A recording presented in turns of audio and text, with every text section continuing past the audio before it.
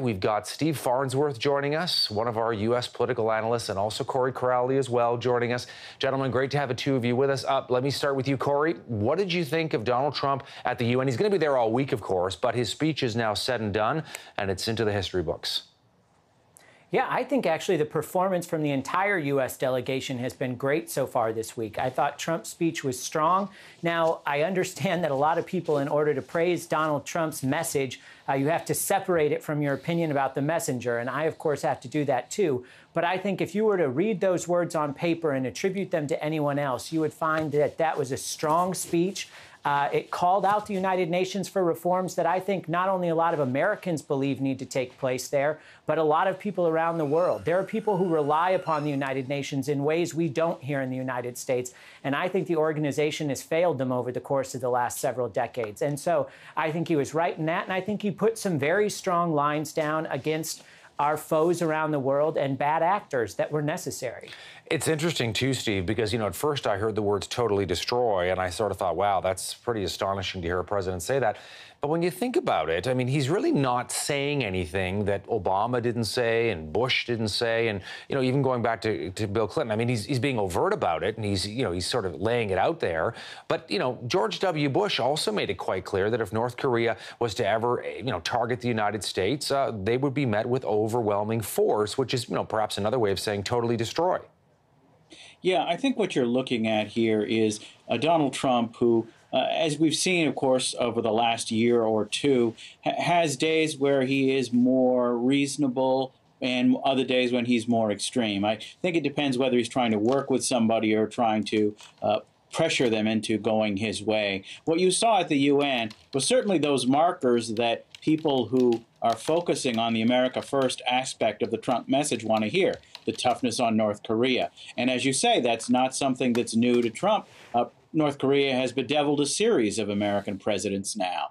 But what you also heard was an effort to try to see about making the UN work more efficiently. And that's, I think, pretty safe ground for any American president to talk about a bureaucratic UN. And of course, as Corey mentioned, this is something that would be in everyone's interest. If the UN were working more efficiently, there'd be more money for some of the very important work they do in areas where there are horrific conditions.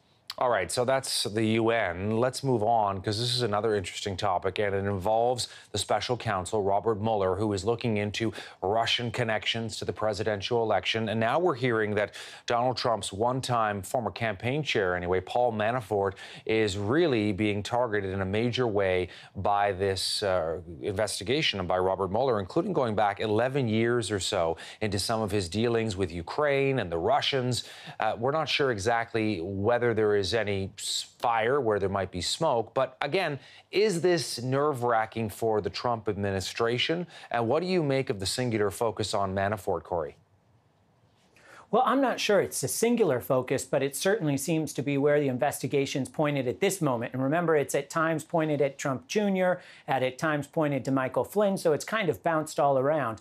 But right now, this focus on Manafort, there are people in Washington who make a career of representing foreign governments and foreign actors within those governments. And Paul Manafort's one of those people. And so when you're looking at an investigation like this into a foreign nation and their potential influence on our election, it's likely that anybody with Paul Manafort's background and portfolio would be very complicated to look into, and that there will be a lot of relationships and a lot of contacts there that need to be examined and scrutinized. And I think that's what's happening. Now, again, as you mentioned, does it mean there's fire because there's smoke? We don't know yet, but that's Mueller's job. And when he gets to the bottom of it, I guess we'll get some answers. And they won't please everybody, but at least we'll have to rest with whatever he comes up with. The New York Times, Steve, had a really interesting piece about Robert Mueller, the man we're seeing right now on the screen, and how he doesn't like to have sort of investigations that dither on for a long, long time, that he wants to try to move relatively quickly. And yet this is so complex here and so many different players. What do you make of the latest? Well, I think with respect to Manafort, it's important to remember that while he is one of many people who represent foreign governments in Washington, he has represented particularly fascinating choices of governments in terms of the progression of the alliance between Trump and the Russians. One of his key clients historically has been the old Ukrainian government, the pro-Russian government of Yanukovych. And that was one of the issues that is, of course, central to this question of Mueller, the question of this possible interaction between Russia and Russia forces in the process of trying to help elect Donald Trump president. So there's a lot to be seen here. But what's important also to remember is that we don't know what's not being seen. Just because this piece of the story has become more publicly known, the Manafort piece, doesn't mean that there's any less pressure on Flynn or Donald Trump Jr. or perhaps other people that we don't know about going on right now. I think Mueller is really engaging in a pretty aggressive full-court press with this process, and all indications are that he's going to move as rapidly as is possible. It's important to remember, though, that whenever anyone is being investigated, delay is a victory for them, and so there are going to be a lot of people dragging their feet when they hear from Bob Mueller. All right, one last one, and we thought it was dead, perhaps deader than dead, but it seems so-called zombie care is back. Corey, you know this, as your party, the Republicans, are trying once again sort of a Hail Mary pass to get rid of the Obamacare health insurance plan. They really have until just the end of the month, but there's one final plan here that is coming from two Republican senators, including Lindsey Graham. And President Obama commenting on this today. We're just going to play his reaction to this latest move to get rid of his signature domestic achievement. Listen to this. It is aggravating. And all of this being done without any demonstrable economic or actuarial or plain common sense rationale, it frustrates. Frustrates, and that's probably putting it mildly. Corey, what do you make of this last attempt by the Republicans? Well, first of all, I think that to say that there's no rationale behind what Republicans are trying to do is insane. Everybody knows that premiums are skyrocketing, that insurers are leaving marketplaces. In my home state of Iowa, we only have one insurance company left providing plans in Obamacare, and they've said they want to leave the market. That would leave 72,000 people with nothing in just one state. So to say that, what Obama just said is completely preposterous, and he should just go away and give $400,000 speeches and stop commentating on public policy at this point. But I don't think this latest thing will pass. I think that Graham Cassidy moves the ball forward as far as giving states some flexibility, but it doesn't do enough to get the Republicans who are already no votes moved into the yes column. And I think that the September 30th deadline is arbitrary. It's there because Republicans need a budget process to get this done. It's a complicated Senate maneuver, but it comes around every year. So if we don't get it now, we can try again later. But this will be a temporary delay to repealing and replacing Obamacare if this bill doesn't pass. Right. And of course, there are a lot of critics who are already saying it's going to result in X number of millions of people losing their insurance, and that they want a better analysis done by the Congressional Budget Office as well. And Steve, it comes, well, within about a week of Bernie Sanders. Of course, we all remember him coming out with a very radical plan, radical for your country anyway, the idea of having kind of a universal system like we've got here north of the border. What do you make about what the Republicans are trying to do, and is it going to succeed?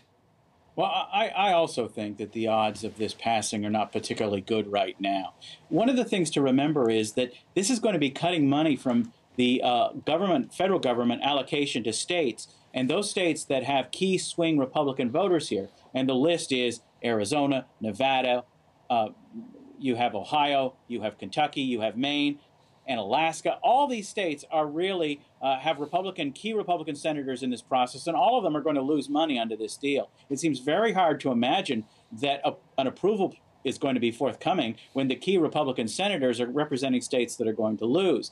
I think that this is going to be a continuing conversation going forward. But one of the things that I think we've seen over talking about health care changes in the United States over the last 20 years is that this is lose for any politician who tries to change anything. While the health care situation provides more insurance for more people, Barack Obama lost Democratic majorities in the House and later in the Senate for having put something forward. And if Republicans try to take health care away from people, then they're going to be paying the price as well. And so I tend to think that this is a very, very difficult issue to legislate in. And if the Republicans do somehow figure out a way to get this through the Senate, the consequences won't be pretty.